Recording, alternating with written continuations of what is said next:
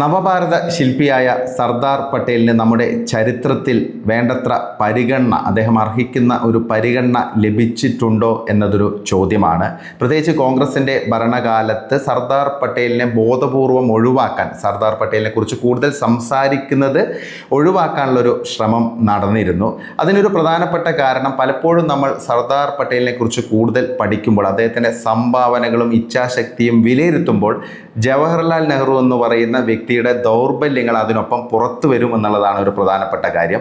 അത് തന്നെയായിരിക്കാം കോൺഗ്രസ് പാർട്ടിയെ ഭയപ്പെടുത്തിയത്. പക്ഷേ നരേന്ദ്രമോദി സർക്കാർ വന്നതിന് ശേഷം അതിൽ വലിയ മാറ്റമുണ്ടായി. ഇന്നത്തെ യുവതലമുറ സർദാർ പട്ടേലിനെ കുറിച്ച്, ഇന്ത്യയുടെ അയൺമാനെ കുറിച്ച് കൂടുതൽ പഠിക്കുന്നു, അദ്ദേഹത്തിൻ്റെ പ്രവൃത്തികൾ മനസ്സിലാക്കുന്നു, അഭിമാനിക്കുന്നു. അതിനൊരു പ്രധാന റോള് നരേന്ദ്രമോദി സർക്കാരിനുണ്ട്. അതുകൊണ്ട് തന്നെ ഈ ഒരു ഏകതാ ദിവസം ആചരിക്കുന്നതെല്ലാം നരേന്ദ്രമോദി സർക്കാർ വന്നതിന് ശേഷമാണ്. അപ്പോൾ ഇന്ത്യയുടെ അയൺമാൻ, ഇന്ത്യയുടെ യഥാർത്ഥ ശില്പിയെ ഇന്ന് രാഷ്ട്രം വേണ്ടത്ര രീതിയിൽ ആദരിക്കുന്നു എന്നുള്ളതാണ് ഏറ്റവും സന്തോഷകരമായ ഒരു കാര്യം.